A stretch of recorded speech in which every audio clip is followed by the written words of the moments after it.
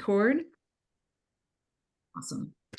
So welcome everybody to Central Vermont Community Radio's, again, class of 2025 new programmers. We are so stoked that you are all making the time to come make community radio with us. I'm Lou Mulvaney-Stanek, the station manager for GDR and GDH. I use they, them pronouns. I am not just a station manager, I'm also a programmer. And I do my show on Fridays from 11 a.m. until 1 p.m. It's called Get Fresh with DJ Lou. And I've been doing that for more than a minute. My origin story is actually GDR. I got started when I was 13, and God bless that station manager who let a 13-year-old in the 90s come and do a show. And we will leave it at that. And you can have the mystery of what I might have played just percolate. I do have one cassette tape recording of that. So one day, Levi, we will show that to the world or play that for the world, but not tonight. What I'm going to do is just kind of like Hollywood Squares wise, kind of go around for some quick introductions.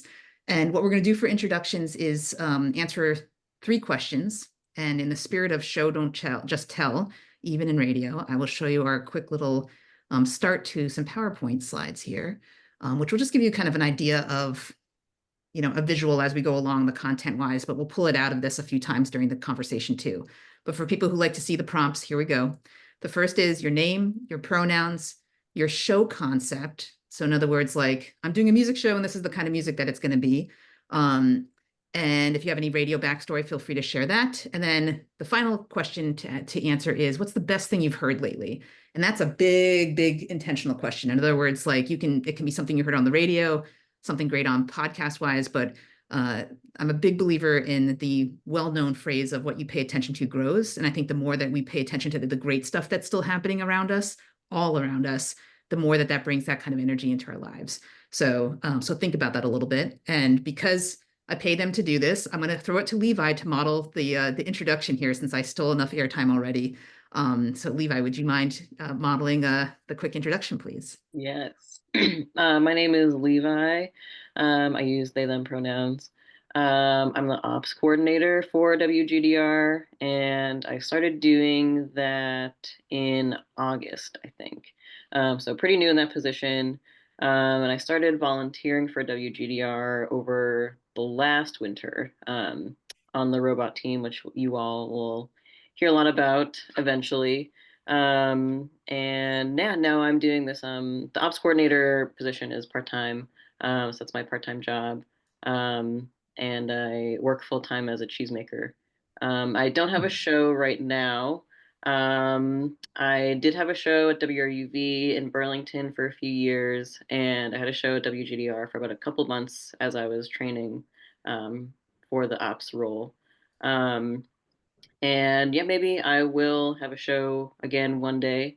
But the best thing that I've heard lately is my something my partner sent me, which was like music to Super Mario that was like disco version of Super Mario Brothers music, which was like great for background music if you're looking for background music to work to. Super fun, high energy, but also like really silly.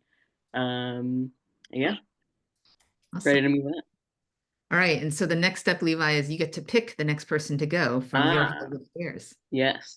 I'm seeing Dan Towner next, so I'm going to pop it over to you. Okay, that's me. Can you hear me? All right. Yeah, my name's Dan Towner. He, him pronouns.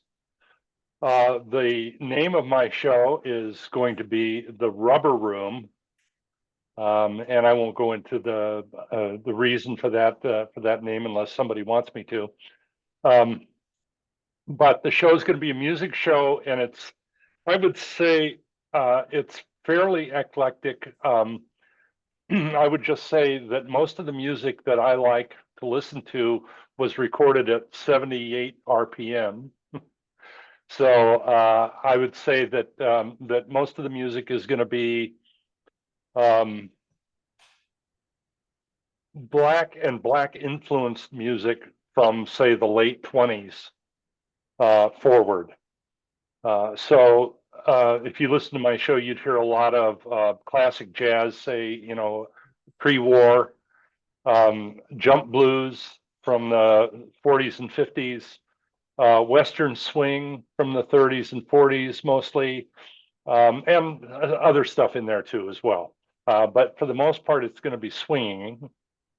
And so that's the story of my show, I guess, so far. And I don't know, the best thing that I've heard lately, probably just to pick something out of the air, I would say I've been listening a lot to a band that I love now called Tuba Skinny. And Tuba Skinny is a New Orleans kind of Dixie revival band, and they're wonderful. So that's something good I listen to. And I can't see anybody else, so I can't pick. I was just thinking that, Dan. So I'm going to put those prompts in the chat. So now you can see folks, Dan. So go ahead and pick the next person, and thank you. Okay, let me pick Pat. All right. Hello.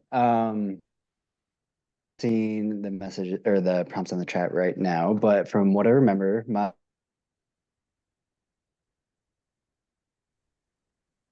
There we go. they, them pronouns, I know. Yeah, I'm thinking of doing something similar to where the kind of music show that I've done in the past when I was in college. Just kind of like all genres, new and old, and starting there, just like interesting things that I've been listening to recently, stuff that I've been enjoying. And yeah, starting there, kind of conventional music show format, and then hopefully branching out into maybe bringing on some like non-musical media and maybe some live mixing and beat matching down the line. But yeah, I like to listen to pretty much everything. And yeah, I guess yeah, the best thing I've heard lately, I've been listening to this album. The Spotify algorithm gave it to me recently. It's from a musician called Sam Wilkes, and it's instrumental music. He's a producer and composer and guitarist, and it's a like live in Japan album. I think it's called IO. And yeah, it's super relaxing, some like ambient kind of mixing into some fun guitar and like other instrument solos that I are so like filtered, I'm not even sure what they are. And it's nice when I don't know what to put on, just put on that. Yeah, that's it. Maybe Kyle, you want to go next? Sure. Thank you. Can you all hear me okay? Yep. Oh, great. Yeah, my name's Kyle. I use he, him pronouns, and just moved back to Vermont from Austin. Went to Goddard many years ago and had a radio show in the 90s. And the new show is going to be poetry. And I'm thinking maybe that the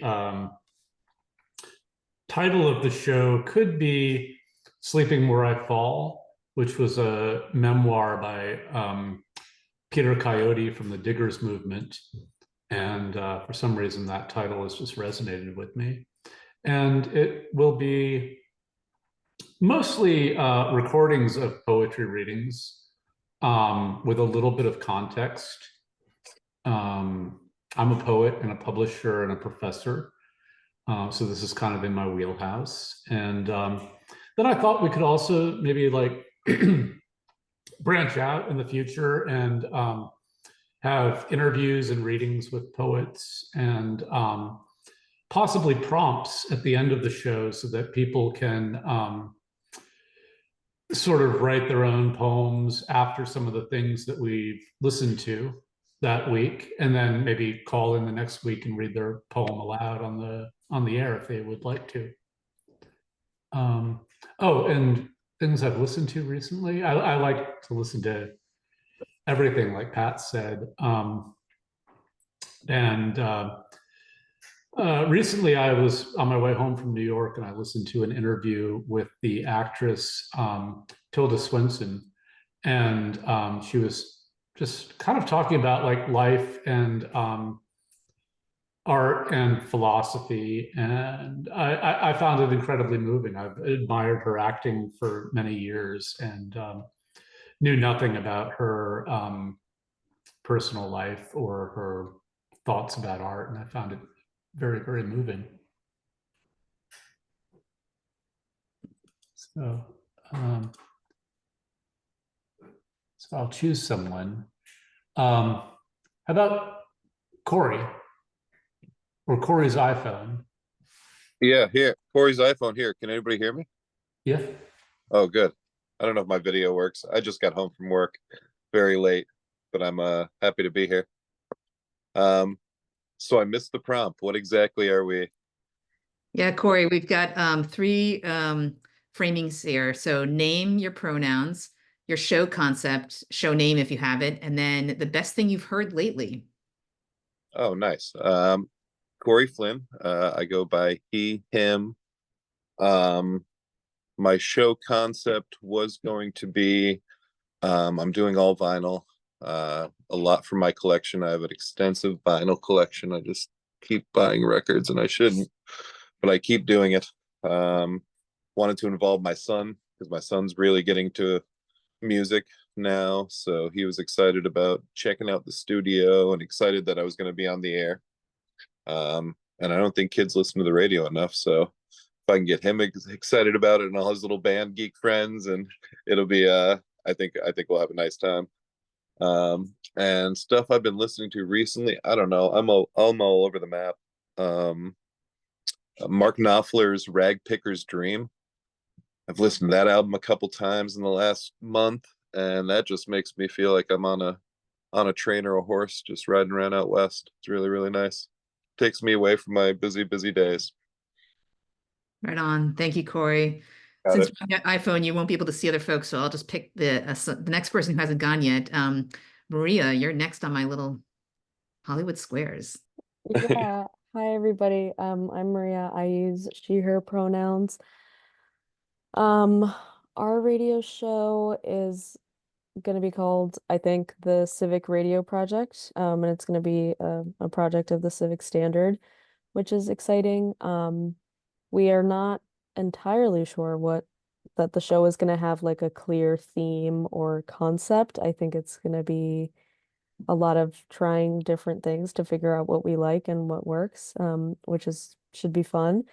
And the best thing I've heard lately is actually someone today taught me a new word that people use in Britain, and it's dog's body. When you say like someone is a dog's body, and it means that they do like drudge work or something, but I think more than anything, the person who was telling it to me was funny. And so I was really interested to hear that.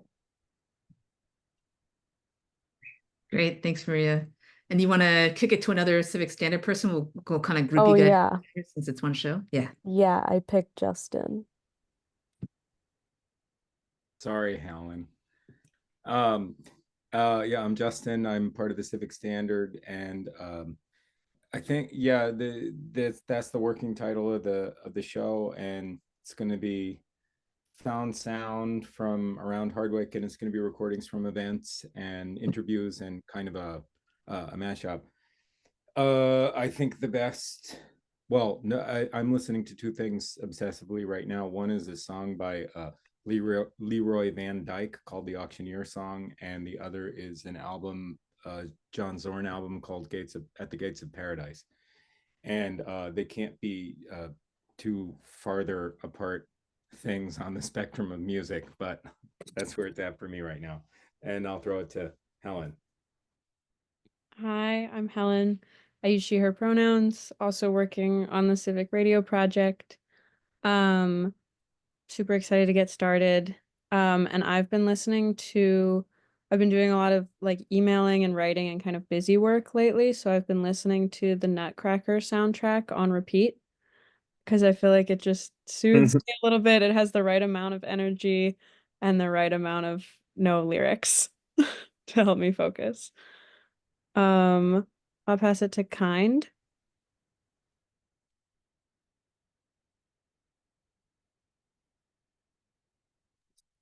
Oh, kind, are you there? We'll come back around. Oh, no, that was Corey.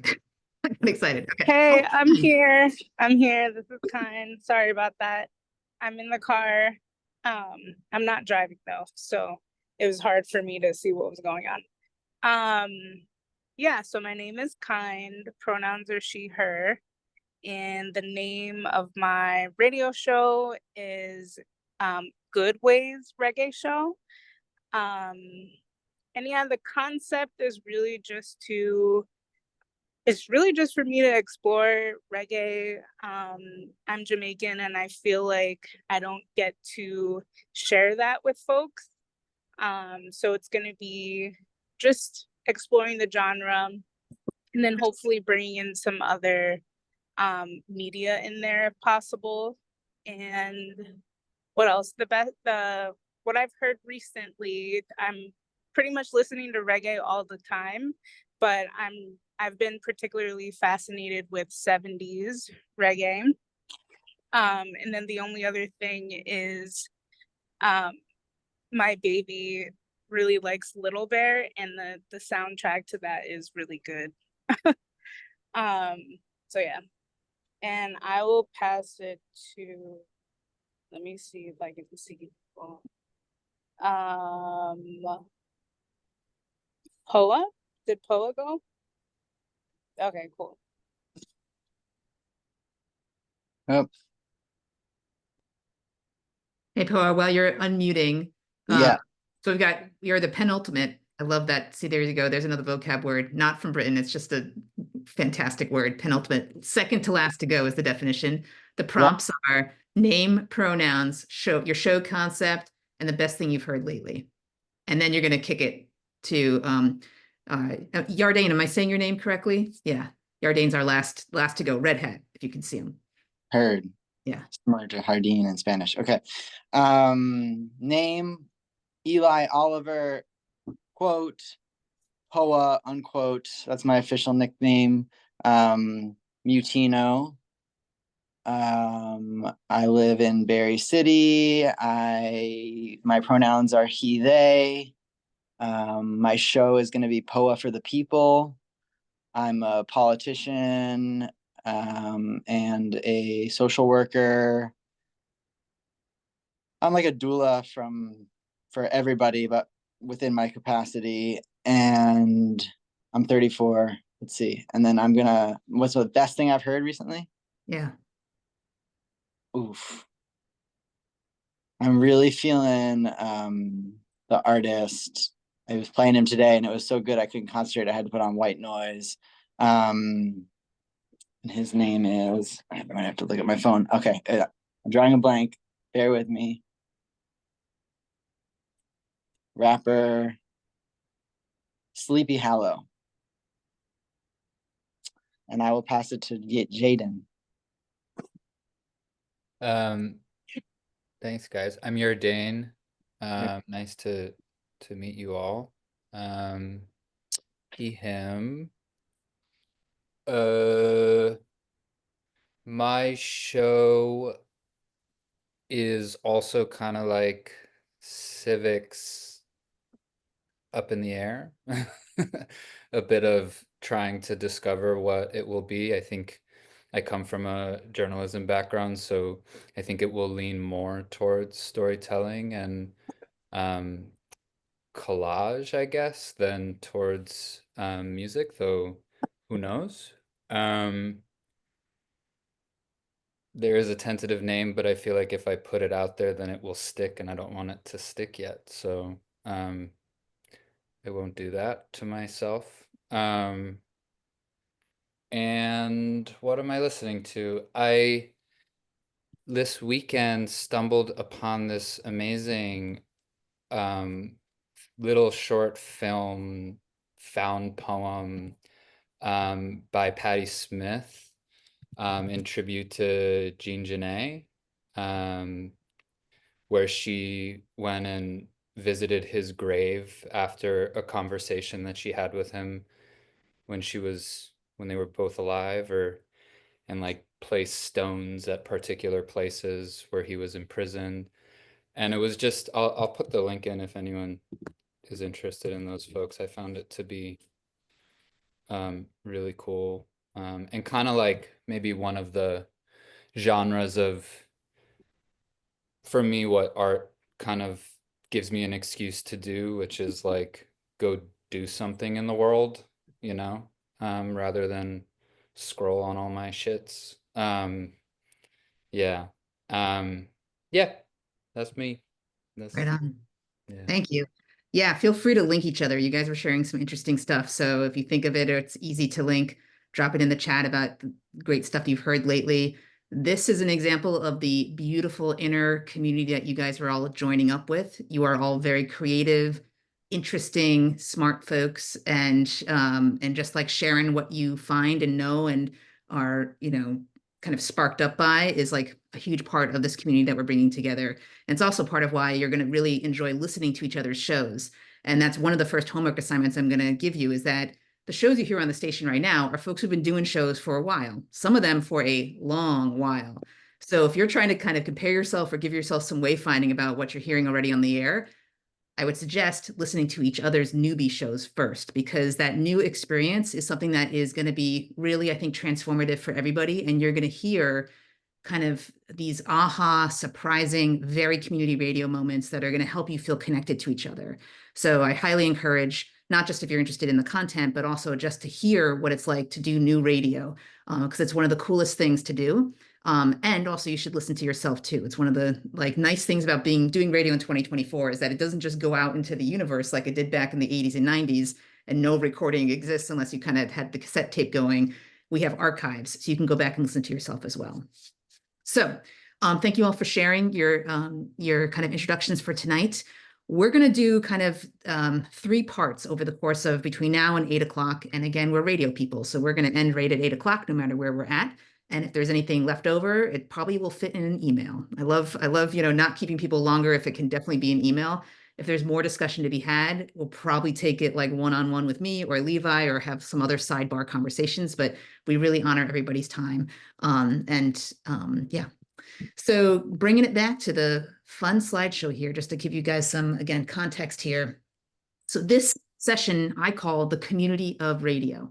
So there's, again, 2 types of community when we think about the station. There's the community that we're talking to, the listeners out there, the actual community who supports us, listens, all that stuff. But then there's also the community within the station here. So getting to know each other, connecting with each other. As I explained to many of you folks when we were having one-on-one conversations, this inner community is as important as that external community, because we are here to support each other, lift each other up, lean on each other, sub for each other's shows. There's a whole reason why we want to have a strong inner community. And frankly, you can hear the difference. You can hear the difference when people are here for not just their show, but here for each other as well. And you'll start to hear what I'm talking about when you start listening to the station more. Tonight, we're going to make sure that you take out tonight, if nothing else, the greatest points out of the art of radio and the rules of radio, because there's a few key things that we cannot unleash people onto the air with without making sure that you guys are rock solid on, especially the FCCs, the copyright stuff, those kind of killer things that could be a real downfall for not just the station, but also like you guys are about to put a lot of time and prep into doing these shows. And I never want anybody putting all this effort in and then being told by me, actually, you can't do that. So I'm just going to really make sure and kind of rumble right through what are the key takeaways, particularly on those kind of rules things. But again, art is the whole point of doing this. It's that kind of creative right side of the brain that we're really trying to kind of light up.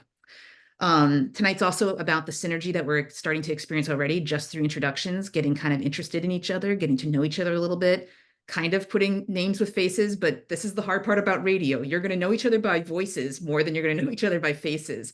We do gather as a community roughly once a month, half on Zoom, and then when it's warmer, we gather at the station. But there's like so many pros and cons to that in this digital age, right? We actually get more people participating on Zoom because it's so convenient than we get people at the station. So we try to keep that balance there. And you'll get that list of dates in advance as well. And then finally, we'll talk about okay, cool story, Lou, but let's get my hands on the radio. And so like getting you in the studio in January and maybe in February and what those different steps are. As I said at the start of this, I take questions all along the way. If it's a question that isn't necessarily about the topic at hand, I might say pause on that and have Levi remind me, keep a little parking lot list of questions. I'm going to have Levi monitoring the chat. So if I don't see something, they'll get my attention and we can pause and answer it. But there is no such thing as a silly question. Levi hears me say this all the time. You can repeat questions to me at any point during your training process. And then even 2 years from now, we need you guys feeling as confident as possible. And it's a lot of information to take in. So please just consider this like a totally open-hearted invite to ask questions about just about anything. And again, if it's a too detailed of a question or one that's way too in the weeds for the bonus of the whole group, I might say, hey, Pat, I'll follow up with you that later or something like that. So, but we will get your questions answered. And hey, if I don't know the answer, we'll figure it out together. That does happen, even though I've been doing this for a little while. Okay, quick context. You are joining an elite squad of community radio makers in the entire state of Vermont. There are not that many of us, y'all. If you go to states out west, if you go to obviously bigger states, you're going to find way more community radio stations. There are community radio stations that are like mushrooms in urban settings, and they are like, I don't know, peach tree. Well, that's a bad example now that we live in climate change, but peach trees in Vermont, they are few and far between, I guess, if they actually fruit. There are only 7, and WGDR and WGDH are 2 of those 7, and we are 2 of the 3 full power stations. So this is a very cool thing that you're about to join. Those other stations are scattered around the state, like down in Brattleboro, Bellows Falls, South Royalton, and full power is what it sounds like. We are 1,000 watts of like mega community radio broadcasting from the low antenna of WGDR in the Valley of Plainfield and the high antenna that's over in Hardwick for GDH. Those other stations are low power stations. They're just 100 watts. So if you drive through Brattleboro, you'll get the Brattleboro low power station, but you won't get it for much further when you go a little bit further south on 91. So the point there is that we have some of the most listeners out of all of these community radio stations here at GDR and GDH because we've got 2 stations and because we have such reach and because we've been around for 50 years. It's no joke. GDR's got the reputation there. I will also just give you some wayfinding that college radio is declining. Dan knows this probably more than most in the room here, but the college radio stations that existed in the state have dropped by half since the beginning of COVID. A lot of these institutions are selling them off or just letting them go dark. That happened to my alma mater at Castleton. They didn't even bother trying to sell it. I don't know what's happening with Johnson. Dan, you probably know this more than I do. I know that's kind of in the works still. The Linden station got sold off to be a relay for VPR. It's kind of a sad time for college radio. So community radio is more important than ever because that's actually where a lot of community people used to kind of go hang out, right? It's like, hey, I'm not a college student, but I'm going to help you stay on the air during breaks and other things. Finally, we're not entirely 100% local, although we have made such strides towards that as far as who's making shows on our station. We have syndicated programming that comes from the Pacifica Network, which is where Democracy Now! Comes from, and which is where a lot of these national sounding shows still come from, like Tom Hartman's show and Background Briefing, Letters in Politics, those kinds of shows.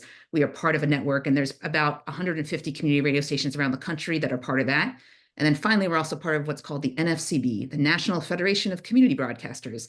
And there's about 300 community radio stations that are a part of that. So, it's a small group of stations here in Vermont, but we're part of a much bigger movement in the country, and it's more important than ever, and I don't need to tell you why. We are very committed to doing community radio different than how it has ever been done at GDR and how it's done probably at most other stations you've ever been part of. And that's a really good thing. We try to be very intentional about the culture of our station because, again, as you go, we all go. And we really are committed to making sure that you're having a really great experience at GDR, whatever that means for you. Whether that means we need to be flexible and find, a show slot that works for you, or we need to teach you a lot of technology stuff to make sure that you can do the show that you want to do, or if you need a thought partner to think through your show concept. That can mean a lot of different things for a lot of people. But this training is no joke. We've asked you to spend some time watching videos, reading station manuals, coming here tonight, going to the studio to do live training. We're putting that energy into you, and we know that you're putting that energy into us. And there's just a mutual commitment that we are really that we really subscribe to. And we are committing to the community and our listeners. And what that means has really evolved even in the last 4 years because we are now community owned. So we rely on our listeners to not just listen to us, but to support us as donors, as underwriters, as sponsors, and when we put the call out for help. So one big example of that is this last July, the audio processor, one of the key pieces of broadcast gear to get us on the air at GDH, it literally fried. It's got so hot up there in Wolcott summers that this gear that's about 10 years old just literally poof. There's like little, I'm being dramatic. It didn't poof. It still exists, but it burned out. It literally burned out because it had been operating for so long. And that was a $5,000 piece of equipment that we didn't plan for. We put the call out to the community and they stepped right up. I think we funded that and put it back on the air within 10 days or something once we got going on that. So it's this mutually beneficial back and forth about community commitment. The other thing I'll say too, which is very new to GDR, is that when the floods have come, when the community crises have come, we have stepped up and totally transformed our programming to be responsive to the moment. And that's something that I'm really proud of, not just the station, but all of the programmers really leaning into those moments. And it's not just giving out information about recovery and relief when it's come to these floods. It's also been about honestly providing respite, a break from the intensity. And I would say that the larger crisis of the election and now going into the new year also represents an opportunity for us to continue to be that respite for people. So consider your shows somewhere that people can settle on the dial, somewhere that people can settle when their speakers are on, as something different, as again, something surprising, as something enjoyable. You are breathing the goodness that there still exists into the world into the speakers and the airwaves, and there's nothing more important than that in these day and ages. So not to be cheesy, but there's the cheese at the beginning of this piece here. And we mean it, and I hope that you all start to feel it as you join the community. There's only a couple of these framing slides. If you read the station manual, you started to get a context of this, but while we're 50 years old, GDR is 50, GDH will be 15 next year. We are still a brand new nonprofit, y'all. We are only 4 years on that, and we are having all those growing pains that new nonprofits have, which is, are we gonna make the budget? How many staff do we have? So we really rely on people kind of being patient and also stepping up where they can when they have capacity to help the station move forward. And there are 60 people on the air with us now, which is a station record. Like the last time we had 60 people, we had 5 full-time staff running this place, full-time and part-time staff. We had a budget of $350,000. We were much bigger than we are today. So with all these people come like a need to like really lend a hand to each other and to help the station as well. We got a board of directors. They're up to 7. They've grown. We have a programming committee, which you should high five next time you meet them because they approved all your shows. It's all by design there. It's not like the station manager decide. I don't really decide anything other than maybe the brand of the audio processor we buy. Like this is really a by design community chosen and invested in. And then finally, I will not spend a lot of time talking about Goddard tonight or the campus purchase situation, but just know that that still remains an open-ended question. Even though there's technically a buyer of campus, it's an unfolding telenovela. And I will leave it at that for tonight, and you'll get more information as we get information about how this begins to unfold.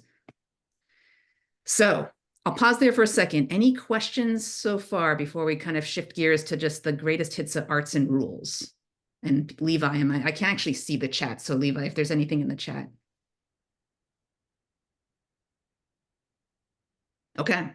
Seems like you're all picking up what I'm putting down. Cool. Okay. So hopefully most of you had a chance to watch The Art of Radio. There was a great panel of folks that participated in that when we ran that about 1.5 years ago. And the real genesis of an art of radio, a lot of people, when they're training to come on the radio, they're just thinking the tech. And they're thinking what are the FCC rules again? What are the 7 naughty words that I can't say on the air? And I want people to instead put forward, art is first. What you are doing matters most. The why of what you're doing matters most, because it's going to motivate you to get out of your house in the dark of winter to go to drive to GDR to do that show every week. It's going to motivate you to keep growing and leaning in and changing and risking and having fun with your show. It's going to help you get through that kind of lull point where you're going to be like, oh, do I even really want to do this anymore? It's a practice. It's a practice for sure. So I want to encourage people to think about when you are starting to prep your shows, make sure you give yourself plenty of time.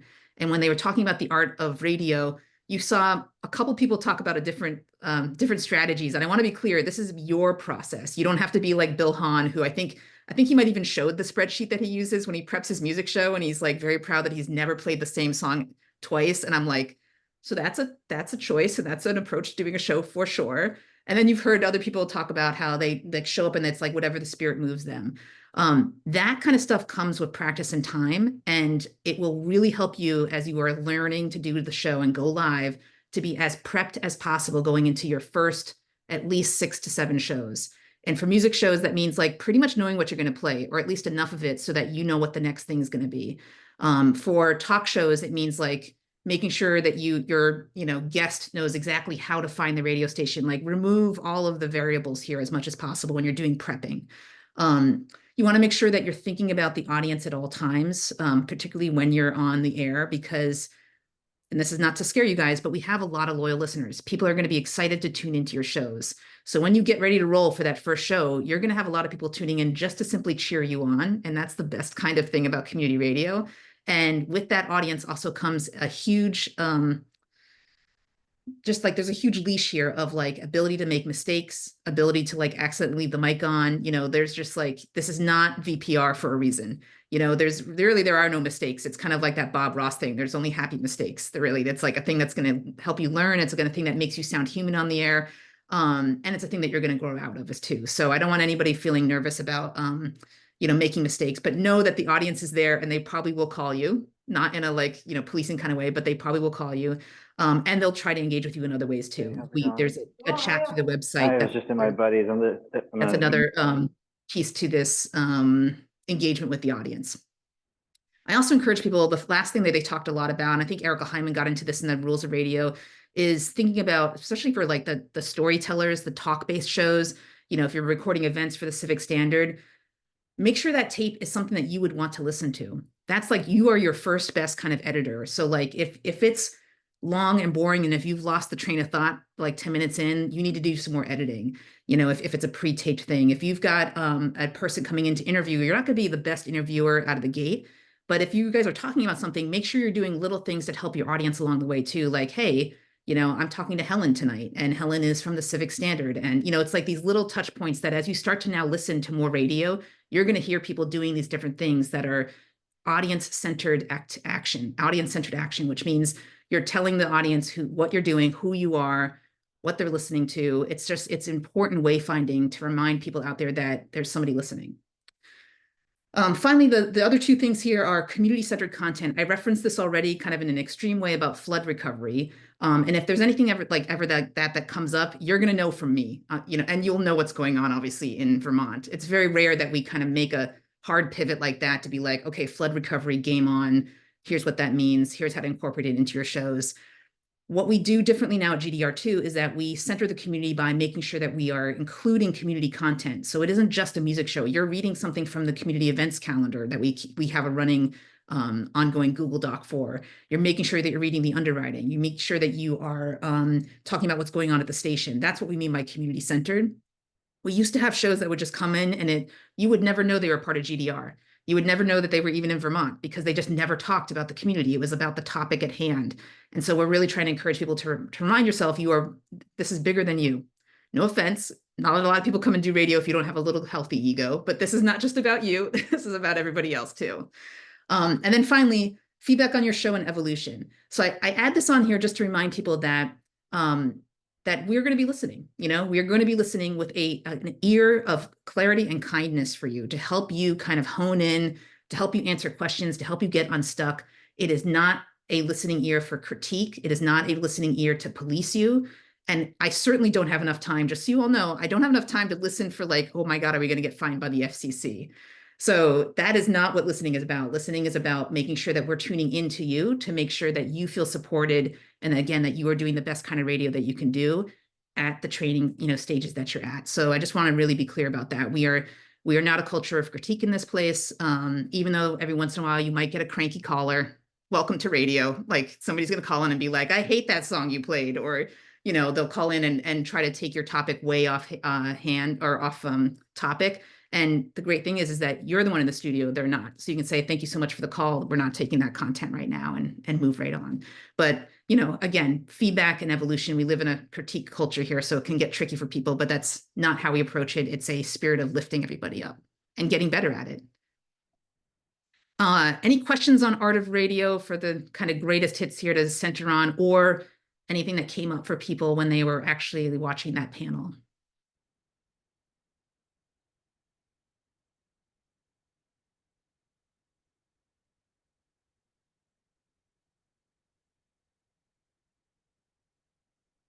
Okay. Here's where we get fined. More importantly, where we don't get fined. So, rules of radio. The FCC had this badass reputation in the 90s and in the 80s where they would go hunt down pirate radio stations and they would find people and they would find the van driving around Philly and, like, make people's lives, miserable. The FCC is a softer, friendlier FCC these days, and who knows if it'll exist in 60 days. I'm kidding. They can't go after the FCC like that. They need it as for a lot of rules. The point of the FCC is not to be a big brother. The point of the FCC actually is to truly manage the airwaves, and both for television and radio.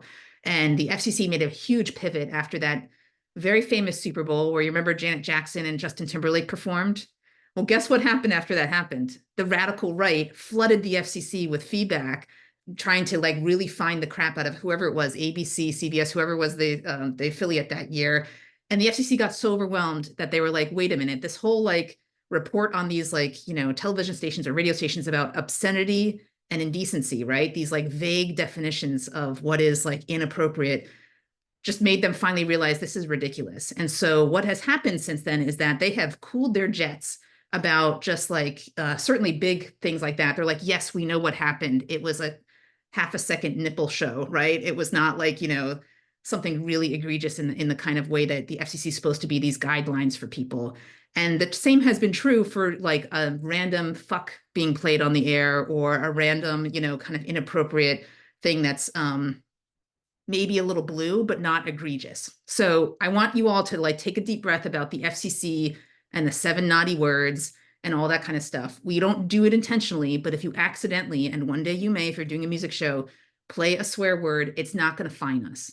Even if somebody would have to report it and prove that it played, and we'd have to also prove that we didn't do good diligence to say, hey, just a reminder, Levi, you can't play swears. That's all we ever need to do. We're not going to lose the station from the FCC. Where we will lose the station from the FCC is things like plugola, which means that you are plugging something for your personal benefit, because we're a non-commercial station. So you cannot promote your own agenda or for-profit entity. In other words, if I'm a farmer, I can't say, come on down to my farm. I got the best potatoes. They're $10. Come find me. That's plugola. Plugola is also hey, I'm an author. I just wrote a book. Buy my book.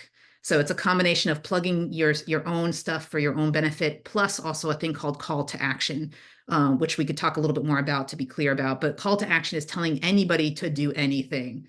So annoyingly, it's also hey, Rubble Bucket's playing at Higher Ground. You should go see them. I love this band.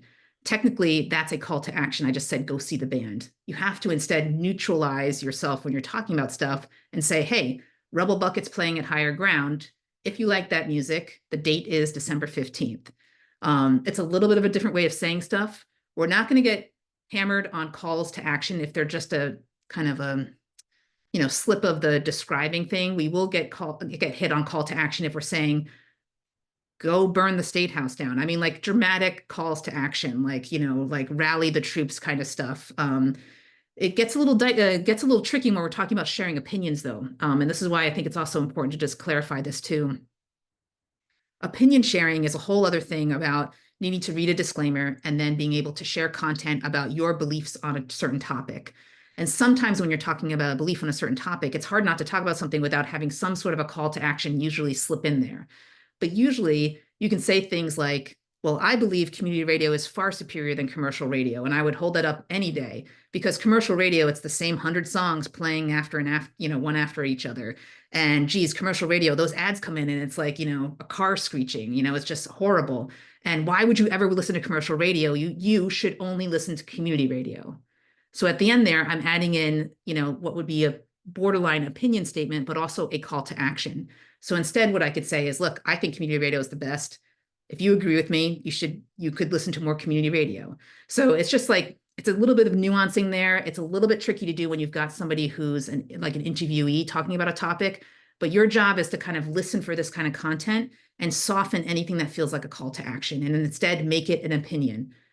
My opinion is Rubble Bucket is the best band that's ever, existed. My opinion is community radio is the far superior media. My opinion is that's kind of the way to get around calls to action. Again, Plugola is you are literally going to profit. You are literally going to profit from the thing that you're talking about on the air. And that doesn't have to be just money, by the way. Like that could be from influence or something like that. So if I have a band, that's playing, and maybe I'm not necessarily going to make money off the ticket sales, but like I'm telling you to go see my show and it's about me and I'm like going to benefit from this, that's also Plugola. God, elections makes me feel sad looking at that bullet point right now, so I'm going to keep this brief. But in a normal election season, we also have town meeting in Vermont. There's a lot of elections all year long, every year here, not just presidentials. We can have politicians on the air, and the FCC did away with what was called the fair time rule. In other words, if I had a Democrat on, I would have to also have a progressive and also have to have a Republican on for anybody who is running. You see Vermont Public do this with some of their debates. You see some of these other media outlets do this with some of the debates. That's not the FCC rule. That's like they have a threshold of like usually a certain amount of money has had to be raised or a certain number of whatever. They've got some kind of written rules about who can participate in debates. That's not an FCC related thing anymore. So if you ever want to interview politicians around elections, let me know. We can go a little bit more into the weeds, but you don't have to do fair time. So that's just an important thing to know. And a lot of people are lost in time about that FCC rule, and you might get questioned on it, but it's not a thing anymore. Last thing here is DMCA and copyright laws. So programmer log, that's an easy thing. You're just going to sign in when you go in, and it literally keeps a log of who's been on the air that day. And when you go to do training, you'll see what that actually looks like. Public file, just know that exists. It's the record of WGDR and the record of WGDH that sits at the FCC. All that's in there is what we call quarterly reports. So where we give them a summary of what we've been doing on the air. You just need to know that that's a thing, a public file. DMCA is one of my favorite laws from the 90s, back in the Napster days, Digital Millennial Copyright Act. So this is in the station manual. So if you haven't gone to this part of the station manual yet, and you're doing a music show, please make sure to read this section. I'm not going to go into the details about it, but DMCA is something that we will get in trouble with if you play too much of the same artist or too much of the same album during one show. There's some further details, like literally they get into the annoying weeds of this. It's like no more than 2 songs back to back. And then the third song needs to be, 5 minutes later or something. Like read the station manual for that. This is an old dusty law that no one has been caught on in recent memory, but we don't want to be an example station. And so our board has really asked us to still abide by the DMCA. So look that up in the station manual. Copyright will end the station. So I leave this as the last bullet point because, like, yes, the FCC, as long as we're showing good diligence and like, oops, that was a mistaken F-bomb or whatever it was. And again, there's a difference between, I played Doechii, who's my favorite thing I've listened to lately, by the way, Doechii, the rapper. If you haven't listened to her stuff, she's the Swamp Queen and you should check it out. But, oops, I played Doechii, she drops the F-bomb. My bad, like I won't let that happen again. Sorry, Lou. And let me know too, please, if you do have an FCC oops on your show. It really helps me to know, so I'm not hearing it from somebody else. You won't get in trouble. We'll have a quick conversation. You'll know to do better next time. But man, copyright, there are third-party entities out there that make their money off of going out there to go after copyright. They make their most money right now from finding unattributed images on the internet on people's websites, and they will find you and they will personally sue you, and it's a whole racket, and it's real. In radio, we cannot play content that we don't have the rights to play. So music, 100% okay. You can literally play anything that's been recorded, Dan, all the way back to the beginning of time, like 20s, 1900, back wherever they actually starting to record stuff. We are covered thanks to all of the record labels and yeah, exactly. That's a cylinder record player. Cylinder. I was going to go with gramophone. There you go. So we're covered with that. We pay into the subscription services that are like CSAC and ASCAP and these like big ticket things that let us play music. Copyright matters when you are talking about playing pre-recorded content that is someone else's intellectual property. So in other words, you cannot, and also reading that content. So you can't go into the station and read a chapter from a book unless you have the explicit written permission of that author to read that, and unless you're giving the credit and context, and unless you're leaning into what's called the fair use side of copyright, which is that, okay, I'm going to read with permission this poem from this poet, and then I'm going to talk about this, and I'm going to, like, what Kyle was talking about, give a writing assignment for next week to, come up with your own poem about, the dark times of December or something. You cannot play other people's speeches. You cannot play lectures. You can't play podcasts. You can't do anything, certainly in full, and definitely not without written permission. You can play snippets, and a snippet is 5 minutes or less. So a snippet would be like, well, let's just go there. 5 minutes of whatever's going to happen on the inauguration speech from the next elect President Trump, right? And it's going to give you context to then get into an interview with like me and Kind and Corey, and we're going to talk about, what comes next. So President-elect Trump said this in this speech. Here's a snippet of that 5 minutes, and then we're going to talk about it. That's fair use. We can use that snippet from wherever it was recorded from. That's totally fine, because the majority of the content of that show is about the discussion that sparked off from that 5 minutes. It can be 5 minutes of creative content to say, hey, here's the, Nutcracker suite that like really is great for working to. Let's give you a snippet of what it sounds like. This is a bad example because it's music, but go with me here. Here's an example of it. And then let's talk about why this is such good focus music and get into it. So this can be a little tricky for people who are doing talk shows. If you're planning on doing pre-recorded content, you either got to make it yourself, or you got to really lean into that fair use piece, which again is taking content and doing something bigger and more creative with it. So expanding upon it. This definitely was a learning curve that we had to have for a number of our shows. And you're still going to hear shows like, for example, Spanning the Chasm with Peter on Sunday afternoons. He plays a lot of lectures, but he gets the permission from those professors to play those lectures. So it can be a little confusing if you hear some stuff on the air. Or Bon Mott, he also, this is Rick, he does a poetry show. He gets permission from, at these poetry readings he goes to record the event, and then he airs pieces of that on his show. So just know that what you're hearing has allegedly, I mean, I don't check everybody down on this, but allegedly people have gotten the permission, and so that we can prove it should we ever get pushed on it by the person who owns those intellectual rights. And again, people do go out there and with due diligence and total rights, go after to protect their content here. And even though it might be perceived as, oh, but I'm promoting it, right? I'm sending people to your book, or I'm sending people to, your next event to go speak at UVM or whatever it is, that's not going to hold up in court. And copyright infringement is just a whole lawsuit that we can't afford to mess with.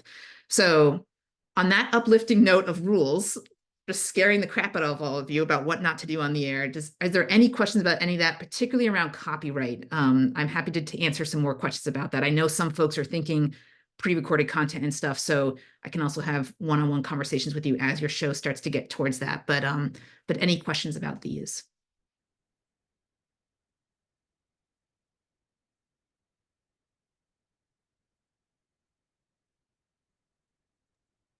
I have a question not about copyright, but about obscenity, indecency, that sort of thing.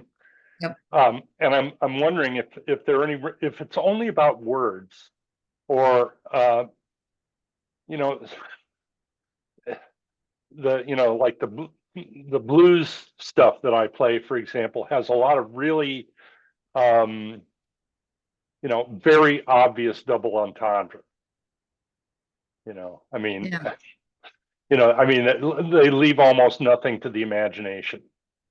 Bull Moose Jackson has a song called Big 10-inch Record.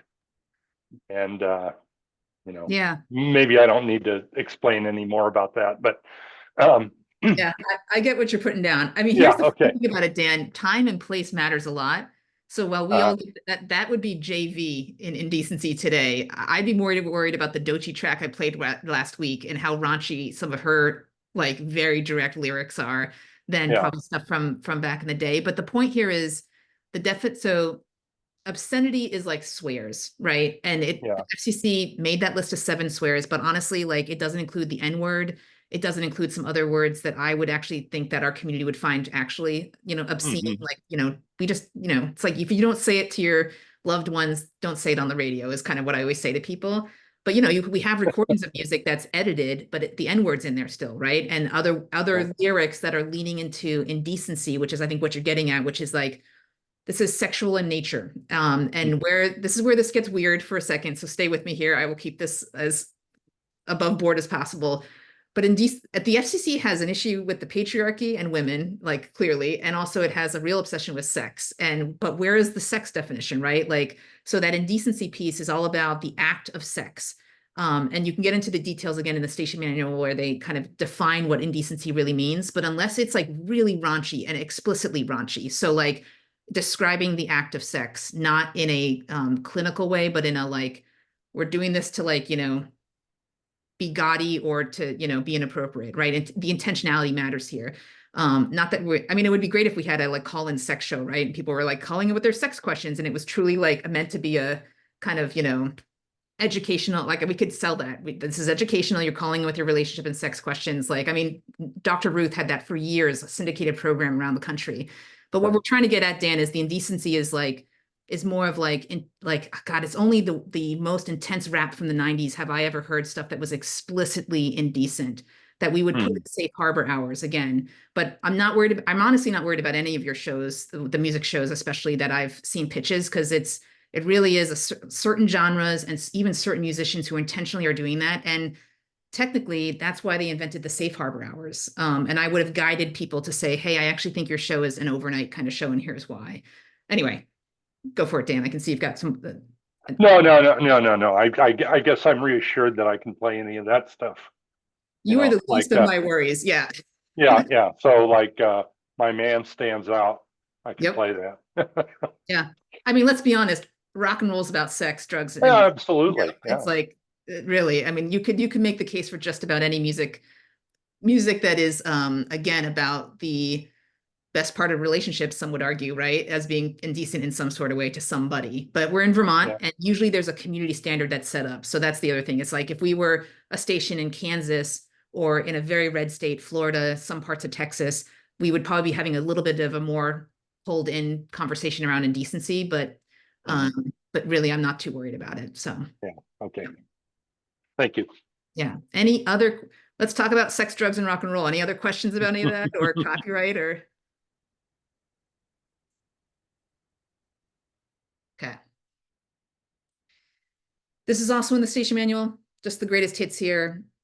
If you are doing a talk-based show that's about opinions, I encourage you to take a look at the journalistic integrity piece around free speech as well.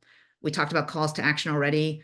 I will say free speech and opinion-based content is having a moment in our media, and that we want to encourage people to share their opinions and share where those opinions are based from, as in cite your sources. That's what a journalistic integrity gets at.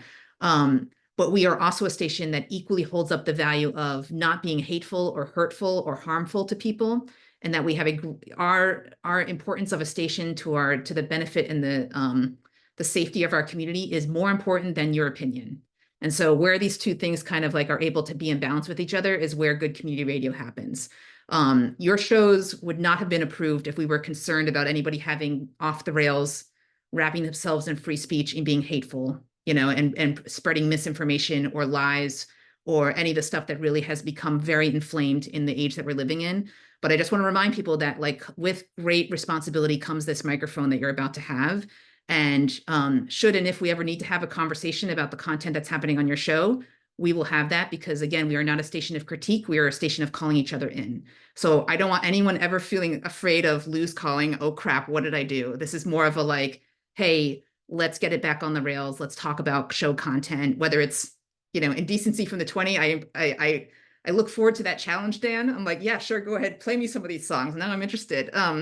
Or if it's you're bringing someone on and you're talking about do vaccines work? Did COVID happen? Did Sandy Hook happen? I'm talking about extreme stuff here, right? And we really do try to make sure that, the extreme conspiracy theories are very clearly defined as such and really have some parameters on here, because we are not in the business of further freaking people out or further distancing ourselves. We're in the business of bringing ourselves together. And that's kind of all I'll say about that tonight, unless anybody really wants to get into it. It's hot. It's a hot topic. Contest rules, also in the station manual. You can give stuff out during your show. We just need to know that you did that so that we can document it, and you need to be fair about it. So my favorite thing about contest rules is first caller wins it because we're community radio and it's rural Vermont. So get on that phone and be the first caller to get in the phone line, and that's how you win it. You'll notice that we also do giveaways during our fund drives, which you'll learn more about in the spring when we get to it. And thanks to Dan, we've already answered the obscenity, indecency, and profane question there. And earlier tonight, I was giving you examples of programming pivots. Flooding, again, is an example of that, but also we don't just talk about sad stuff and intense stuff happening in our communities. We talk about great stuff, and we actually talk about the great stuff more. And so please, like, be aware of the community and bring that into your shows as you think about doing it. And I just want to give a shout out to the legendary Reuben Jackson, who's there sporting his GDR shirt.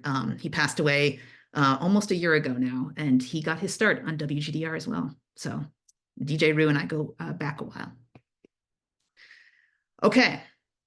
We're going to do a breakout next here to kind of like mix this up. So it's not just Lou talking at you all, but this was like kind of the greatest hits. If you didn't take anything else away from anything else we did, make sure that I've scared you about copyright and that you, know what kind of calls to action are and things.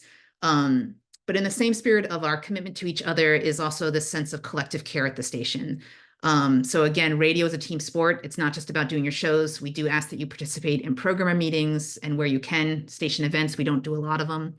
And those are meetings and meetups there.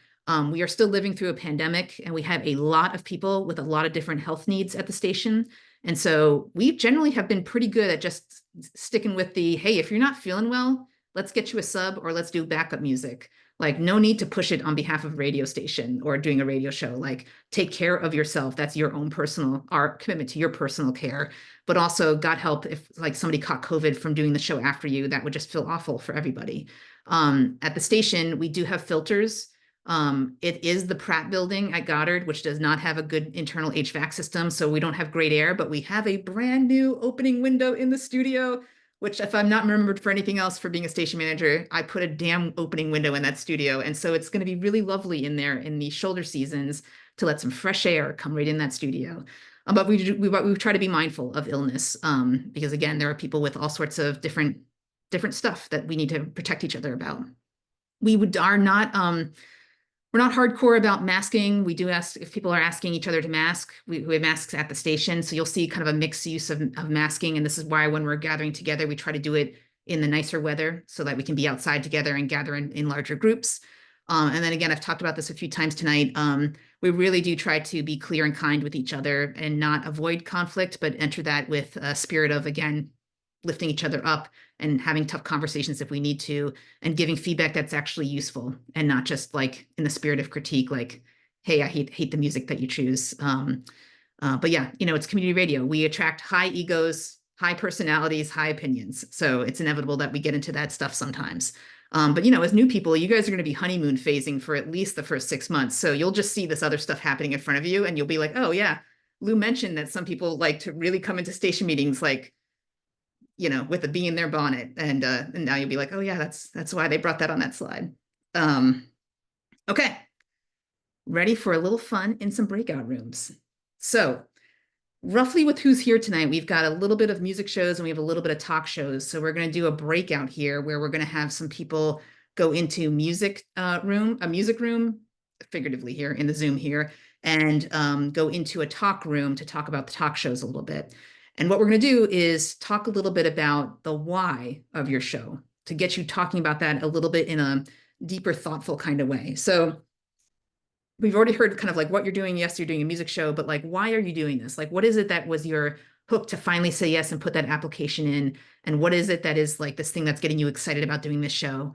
And within the music shows, you guys are hearing that from each other. My hope is that it starts to percolate some cross-pollination of each other's whys and helps to, again, lift that up a little bit. We'll do this for about 15 minutes. It's also a good way to remember who else is doing a music show, who else is doing talk-based shows.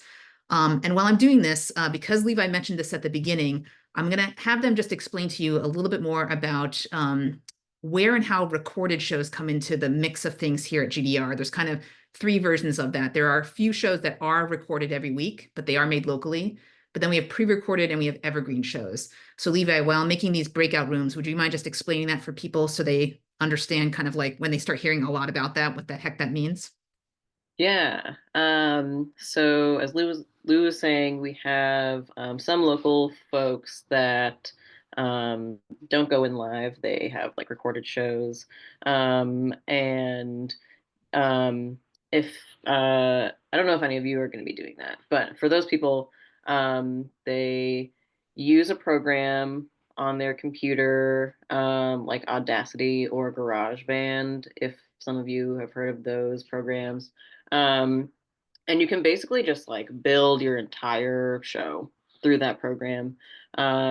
You can record your voice through that program, add in music if you're doing music, um, add in like show promos, like once you get to like that level in your new show, and edit it the way you want it to sound. Um, and then kind of like taking that final product and sending it through the Dropbox, the CVCR Dropbox, and you'll get access to that eventually. And what that does is it kind of like takes your show through the Dropbox and brings it onto the robot, which is just like a computer in the studio. And the robot team makes sure that once you've uploaded your show, it's all set to run for your time slot. Um, and we also have syndicated shows, which are like completely different. They're through the Pacifica network, as Lou was saying earlier. And those are shows that other people have made in like different places, different producers, different content. There's like music and talk shows. And those also get filtered into the robot, which is like this computer in the studio. And get filtered into like their own time slot through like a different kind of program check down. And like all of that stuff gets monitored by me and the robot team. And yeah, I think that's my explanation. Yeah, thanks, Levi. Yeah. And until you get to the point of having an evergreen show, music backs you up. So this is how we prevent the worst thing that can happen in radio, which is dead air, right? And you will all create dead air on your own, and that's fine when you forget to play something or the mic, doesn't turn on or something. That's not the dead air I'm talking about. That's the like, oh, nothing played at the 8 o'clock hour, and now we truly are just dead air until somebody realizes it or reports it. So yeah, it's a brand new world of being able to have computers back us up and keep us on the air 24/7 and be able to have that be filled with great content, whether it's locally made or syndicated. And there's going to be ongoing training after the initial getting you guys on the air that'll help you, teach you how to eventually make an evergreen or how to do a pre-recorded show if you're going to go on vacation. There's also a getting healthier kind of subbing kind of interculture here of being able to sub for each other's shows. But if a lot of you guys are coming in for shows like during Monday through Friday, normally work days. So depending on where your show is, like getting subs can be a little tricky. So, we have this kind of very flexible expectation of like where and how you get your show covered, but there's never any fear that you're going to leave us in dead air at this point. There's always something kind of backing it up. Okay, so here's the breakout rooms. We got Corey, Dan, Kind, Levi, and Pat going into the music room. And then I've got Helen, Justin, Kyle, Maria, and Yardane coming with me into the talk show, but I don't know if I'm going to be able to come in with you guys. I'm realizing I can't assign myself as the head facilitator. So if you don't see me show up, I have to sit here by myself in the outside Zoom room, and I'm just going to keep an eye on the clock, and we're going to come back in 15 minutes. So talk show folks, if you don't see me come in there, I'm going to leave it to your very smarty pants selves to lead the conversation of just sharing the mic, making sure everybody gets a chance to talk. And you're going to share, maybe introduce yourselves again, but you're going to share the why of your show. Like, what is it that you are really hooked on that has made you come through to say, yes, I want to do this show and help hone this why here a little bit. And when you're done with this, especially after you've heard other people talk about their why and work on this, I encourage you to write this why down. This is like the one teacher assignment I'll do here. I went to UVM for my master's in education, and every once in a while I'm like, oh, I'm using that a little bit. But this is going to be a helpful thing for you to write down and see how this evolves, not just through training, but also through your first like handful of shows. And it could be a really handy thing to come back to and just have as a touchstone point. And it might change and it might evolve. And that's the great thing of community radio. We're not holding you to this. This is just another tool of thinking about this beyond just the technology. Okay, so talk shows, if I don't see you, best of luck. I'll see you in 15 minutes. Levi, you got the music, folks, and we'll see you all at exactly 7:30. Look at that timing. So see you in a few minutes. It's going to whisk you into these other rooms.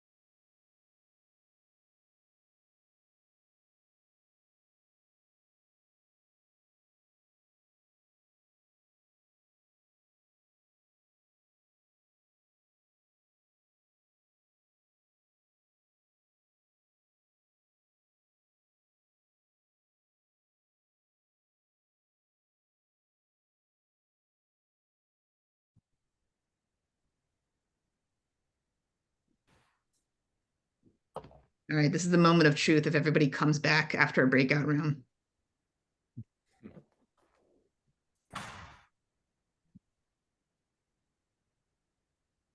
I bet our music pals are getting the final word. And that's always the irony. It's like, I feel like music shows actually always have more to say, like as hosts than the talk shows.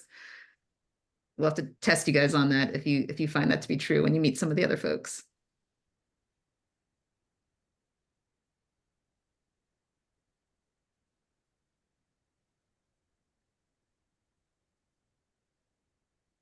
I'll just say that I'm super stoked to to hear what you guys come up with. I don't even know what the civic standard is, to be honest.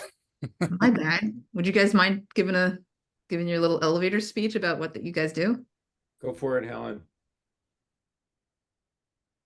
Yeah, we're a community. I mean, we describe ourselves in a lot of different ways. We're a cultural community center, and we do a bunch of different types of programming. Just trying to bring people together. Our main mission is to make people visible to each other and to get people together in and around Hardwick. So we do every number of things from we just finished a huge production of A Christmas Carol to we do honky tonk nights, we do trivia, we do weekly free suppers. We do anything the community wants or asks for, really. And then anything that we think is fun too. That's so cool. How long have you been around?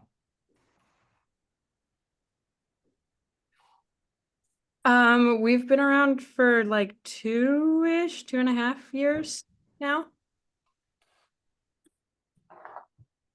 Yeah, there's kind of a synergy. Like when GDR went independent, the Civic Standard kind of came on the scene too. And we've been phoenixes coming out of the pandemic together in many ways of just bringing community back. It's been cool to see them do like literally, yeah, everything under the sun and what people want. So, all right, Levi, I think this is everybody, right? We all made it back. Congratulations. That's the hardest thing that you'll do in making radios, coming back to the Zoom room together. How'd that go? What did anybody hear some good whys in there? Some interesting, inspiring thoughts from your fellow music or talk show folks?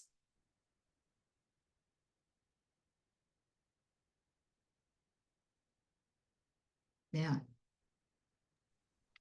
I know Zoom can be long here. So here's what we're going to do next here. I've got a couple of final reminders, and we're going to open it up to any like burning questions that you've been holding on to this whole time that you definitely want answered before the end of tonight. And then we're going to make sure you're ready to roll for signing up for January. And then we will send you into your night here. Again, definitely on time and maybe even a little early. So what we've got coming up next here is the actual radio making, right? Like, cool, let's talk about this for a couple of hours and like, this concept of radio, but this is you going into the live studio and learning how to use the gear in there, and focus in on the type of gear that you're going to need to use. So we do our best in the studio to give you the greatest hits of like, what is it going on in this room? What do you absolutely need to learn? And then depending on what you're going to use for your show, we try to focus our time as trainers in on, teaching you the turntables if you're going to do a vinyl show, for example, right? Or showing you how to play multiple inputs of digital music if you're going to kind of mix and match between that. If you're going to do a talk show, to Kyle's point, and you eventually want to have, people calling in and being live on the air, we'll eventually teach you that too. But we try to kind of do a general live. You should be able to do a live show, a basic live show, whether it's talk or music, after 2 to 3 in-studio sessions. Some of this is a little bit customized because it depends on if you have more than one person signed up for your slot. If it's just you and the trainer, you get to really it's like a one-on-one, right? You get to really dive in and learn truly one-on-one as much as you want in that session. If there's more than one person in there, we try to just like roll with it to make sure that everybody's learning as much as they can in that session. But it really works out to be, the first session is, oh my God, are we actually doing this? And you're watching. The second session is, now you're in the chair and you're doing. So just be prepared for that. So depending on where you kind of line up in that lineup there, that's kind of the general training shtick. So those first week or two, those are the show me's. The second week or two are going to be the do me's. And then you can do a third session or fourth session, certainly, if you feel like you need it. There's no shame in that game. We can totally do it. Civic Standard, we're hanging out and partying on January 6th together, doing some Zoom trainings, different kind, more cool. They actually look like this, Zoom recorders, and like going out into the community and how to use these bad boys to record content and then pre-produce, aka record that content and edit it. So a little bit of like the studio stuff. You won't necessarily do live studio. You're more than welcome to come get involved in those shows at some point. But for you guys, we are going to take that Y in the road and do a little bit custom training for you as well. Basically, that's it. You know, we also ask people to treat training time as if you were doing a show. So arriving early, being on time, being communicative with your trainer. They're taking time out of their day to do this with you. So, you know, stuff comes up, people get sick, we totally get it. We can reschedule pretty much for a while, but as I've explained to you on the phone too, after a certain point, we want people getting on the air here. Like we're moving towards the goal eventually. So just be mindful of that, and certainly let me know if you need help finding more training time for that. But that's basically the kind of like the best part of this is like going there and getting hands on the gear. I would encourage you also, if you're doing a music show, bring in the kind of music that you want to play. Like what I literally mean is like, Dan, bring in some records or whatever your, platform is. Let's make sure that you know how to play it.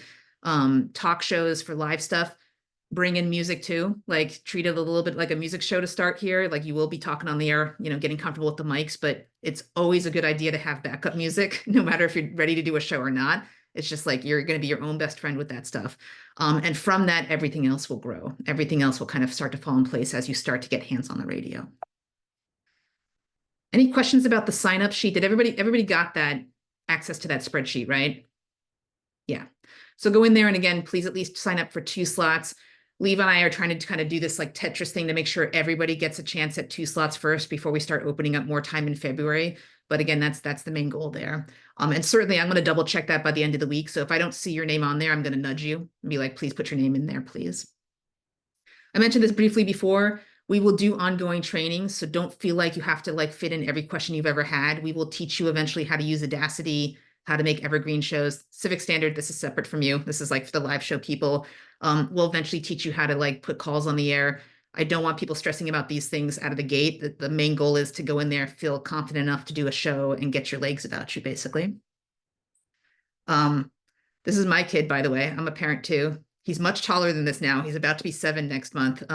He's also the cutie that you hear telling the knock knock joke every once in a while as a legal ID. I take full license as station manager to have my cute kid on the air. And if you are parents, feel free to record them now too. Like we welcome legal IDs a lot, all the time. But as you're getting ready to do these shows, as you're getting ready to come and do the trainings, just remember these kind of like really good kind of best practices. We talk about it a lot during these other trainings you just had. We talk about it in the station manual, but we talk about it for a reason. So prepping for your show, making sure that you've got your gear or you understand the gear enough. We didn't really talk about this much for music shows, but Spinitron is another tool that your trainers will teach you about. Spinitron is the electronic playlist that will help log your show. This is the only good use of AI that I've ever come across. This includes Googling these days. I'm like, that's not really what I'm looking for, but thanks AI. So there's a Spinitron is basically where you get to see what's playing, and with a little bit of light editing by the human, it's pretty much a pretty accurate record. And eventually Levi will be in touch with music shows about getting you set up in that. So don't worry about that for now. And then we already talked about community content. And there's a section of the website that's referenced in the station manual. That's a whole programmer resources area. So there's links to videos of past trainings. There's links to the station manual. We'll get you plugged in with that too. But there's more tools for you to come your way. So final reminders here. You're basically near the end line. You know, you've made it mostly through this entire training process. We're going to do the studio training next. You're going to sign the MOU, hopefully, if you're agreeable to it, that says, yes, you are going to uphold our programmer expectations, which is nothing other than I'm going to be a mindful member of the community. I'm going to commit to doing my show. And I'm going to try like darn to not get you fined. I promise I will follow the rules. That's basically what the MOU says. We have a 10-question quiz because it's just, honestly, guys, it's a great way to me just to double check that you guys did read the station manual. It's not a gotcha. Nobody fails. I just like am able to clarify, nope, this is a legal ID, not, maybe the way that you write it. So it's a quick Google quiz. It's like takes you 30 seconds to do. But honestly, I've been really glad more than once that I've had this quiz exist, because it just like helps us make sure that those couple of key things are just like understood out of the gate. And then after you do those trainings, you and I are going to touch base, or you'll touch base with me before I reach out to you even, and you'll be like, Lou, I'm ready to rock. Let's talk about the start date. And then we'll get Levi involved on the ops side of things to make sure that that's all lined up. Because it's a little bit like anytime we put something new in, it takes something else out. So we do have to do some planning for that. We need usually at least a week or two in advance before the air date happens. And we're going to be pushing a lot of promotion at the station for you guys. So we're going to be saying stuff like, okay, the Civic Standards like first airplay is going to be, the first or the second Saturday of March or something, or, Pat's shows starting, the first Saturday of the month on whatever. Like, we will be putting this stuff out there. So once we pick a time and a date, that's pretty much what we're trying to go for. Again, we're not VPR. It's not the end of the world if we can't make it happen, but just know that, this is how we draw listeners in for you and how we get things going. But yeah, I think that is a big thank you. There was our 50th party. I think some of you actually were there. This is just a snippet of the community, by the way, of who's involved in GDR, both listeners, programmers. We are old enough now that there's multiple generations. I just love this photo. It really kind of truly captures the spirit of the station in a lot of ways. Final thing I'll say before I open up to any final questions is that technically tomorrow is a programmer meeting.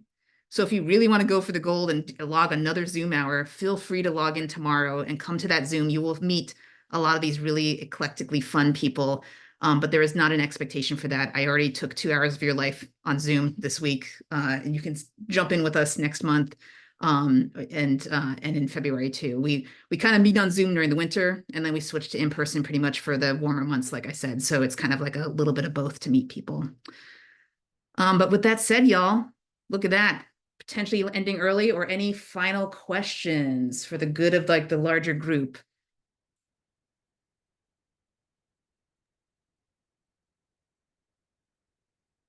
Well, yeah, Lou, I have yet another question.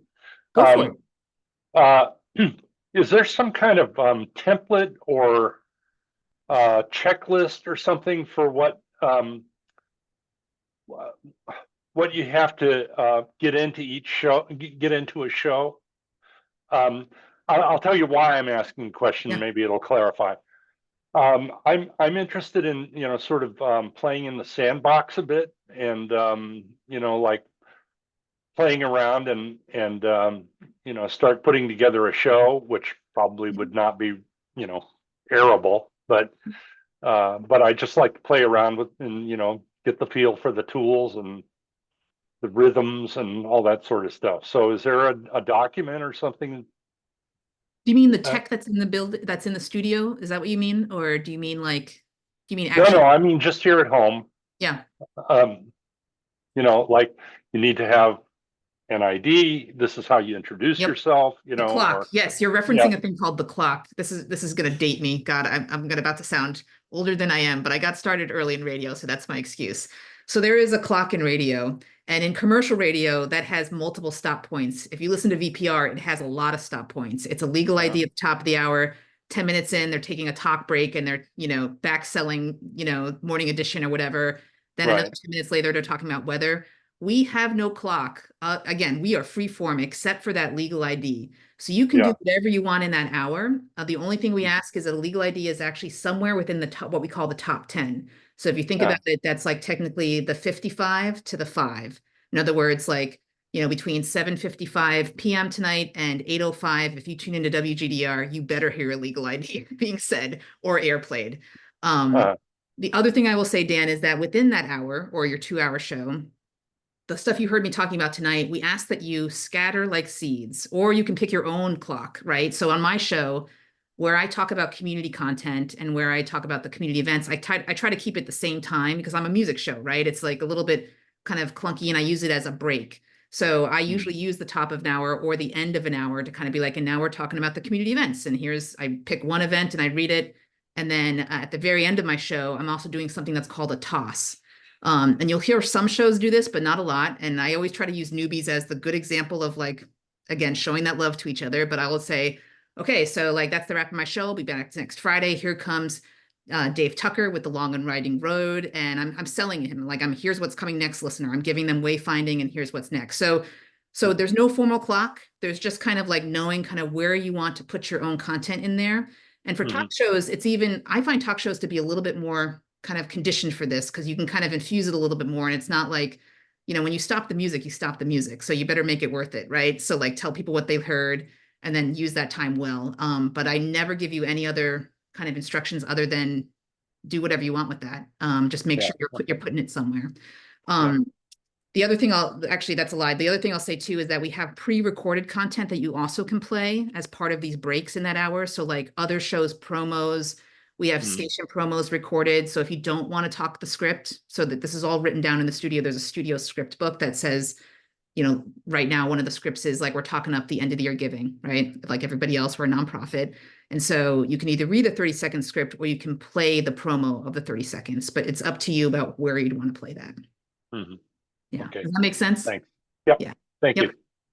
And for fun facts for music folks, if you're playing most kinds of music, an average show music song is about 4 minutes long, usually, give or take. And that's about 28 songs for a 2-hour show. So just as a, like, you're going to always over prep your show, but don't under prep. Always make sure you have more than that. So shoot for 28 to 30 songs and you've got probably about a 2-hour show.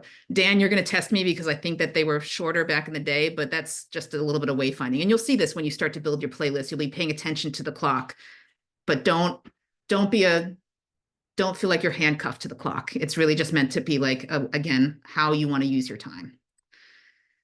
That's a great question. I'm glad you asked that. That's the clock. When I briefly worked in commercial radio, and they actually had that on the wall to remind everybody not to miss the 20, the 30, and the 50. And now I've given away commercial radio. You tune into any station, you're going to hear a 20, a 30, and a 50 break. They never do anything other than that. It's like, I don't know who wrote that, but they pretty much all still hold to that.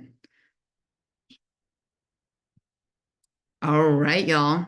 If you have other questions, I'm here for you. You have all my ways to get in contact. Civics folks, I think my information has been passed on. Yeah. So I'm really looking forward to helping you all jump on board with us and have a great time with this. It's totally normal to be nervous.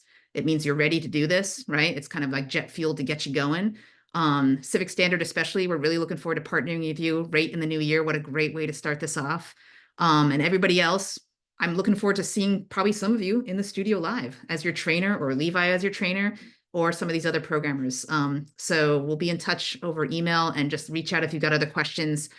Just know that I'm going to be off the last week of for the holidays, basically. So if I'm a little delayed in getting back to you, it's not because I don't love you. I love you already. So, all right, y'all. Thank you so much for your time tonight. I know Zoom's not always the best thing for energy uplift, but you got it now, and we'll move on to the live radio side. Cool. All right. Okay. Good night, y'all. Thanks, Lou. Thank you so Thanks a lot, much. Lou. Thanks, Levi. Thank you. Thank you. Thank you. Night, y'all.